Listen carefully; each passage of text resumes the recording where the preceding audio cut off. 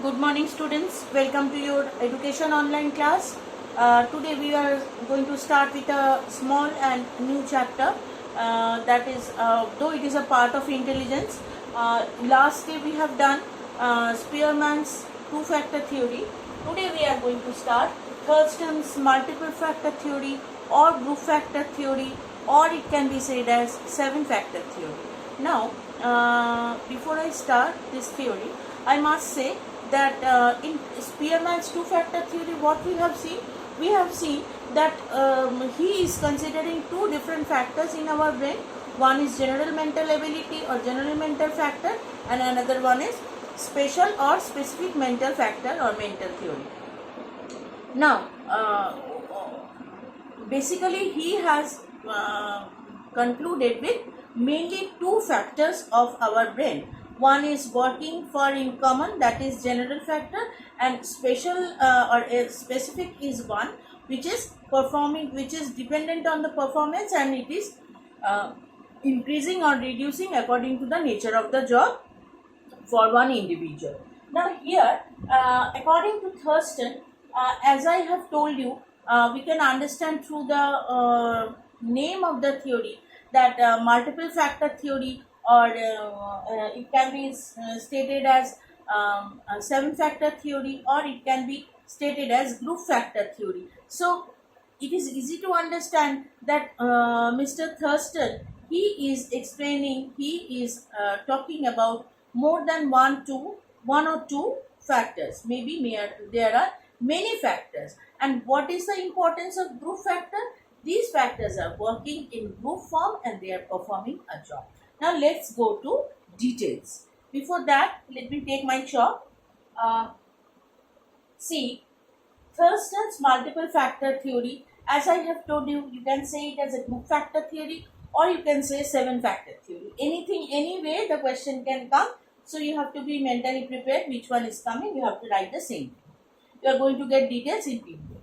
Now first one is spatial ability. Spatial, the word spatial has come from the word space. So to identify one space, to identify its place, identify your part of accommodation is first ability of an individual according to Thurston.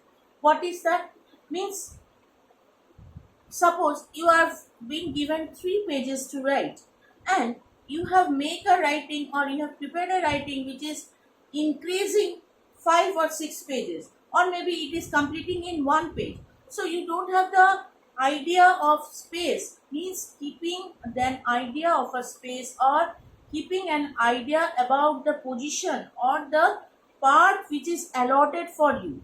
Means spatial ability, the place which is made for you, where you have to fit and accommodate. The ability of understanding that is called or is known as spatial ability. So when one can understand his place, he can adjust with that place. He has to accommodate the place.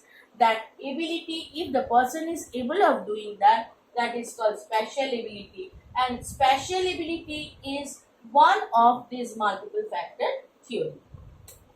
Now next one is perceptual ability. Now perception we have already read in class 11. Perception means when you are realizing something, when you are realizing and you are receiving that through sensation, isn't it? So perceptual ability, when you see and recognize something, that is also a part of multiple factor. Now this is a scale, that is a bird, that is a tea, this is a cupboard, this is a fan, this is a tube light, this is a blackboard. Now how can we understand? Because we know the properties of the same thing, which after conclusion we can say that yes, this is this.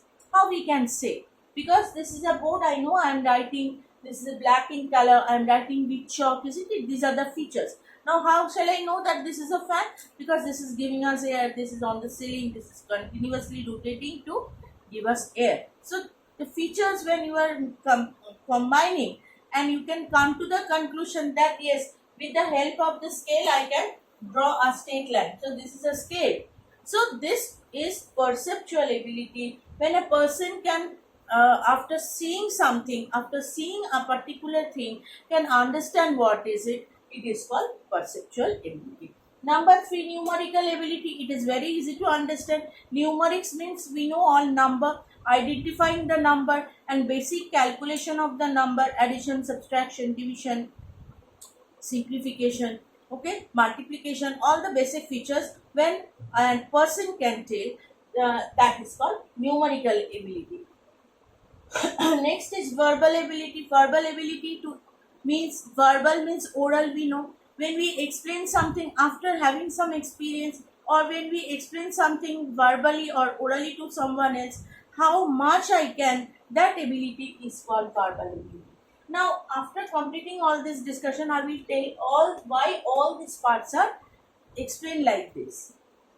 Next is memory, memorization power, what we have learned, what we have experienced, what you have understood. Just like we used to ask you that what you have understood till in the class, in the live class, when our schools were in a normal situation, we used to ask each other question, we used to discuss and used to memorize what you have heard and what you have kept in mind, and you used to say that, isn't it? That is power of memorization. What fluency means, how fluently you can use your words. It can be Bengali, it can be in any language, how you can express yourself. And finally, reasoning, how you are justifying, how you are reasoning, how you are justifying, how you are reasoning, depending on that reasoning power means how you are justifying. That is called reasoning. So, these all are more or less different factors or multiple factor theory. Now, why it is called a group factor theory? According to Thurston is saying in different words, these are 7 separate capacity or ability. It is okay. But when one function is going on, these 7 factors, they used to work in a group form. Maybe in one activity, only 3 of them are required. In another activity, 7, 4 and 2 is required. In another activity, 5, 6 and 1 is required. So you don't know what factor you are required. Now suppose you are performing a recitation. Okay. So what you have to keep it in mind? You have to first of all keep it in mind that how much time is provided. According to the duration, you are fixing your choice of poem. So in the first activity, here suppose this is activity 1. Here we are engaging spatial activity. This is suppose spatial activity. Now verbal activity. This much is verbal activity. And memorization is required in a good extent. And this part is memorization. So the total word, they are coinciding each other. Means memorization, spatial ability and verbal ability. Means these 3 total, it is performing a single job.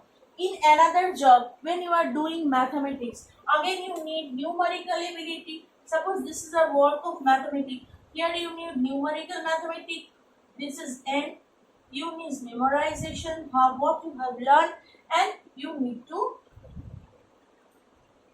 express it in word. So here we are using number 6, that is word fluency. So in each and every activity, when we are performing something, when we are doing something, according to Mr. Thurston, he is saying that they used to work in a group. So it is called a group factor theory. Maybe these factors are working together. These factors are working separately. These are 7 capacities or abilities according to multiple factor theory of Thurston.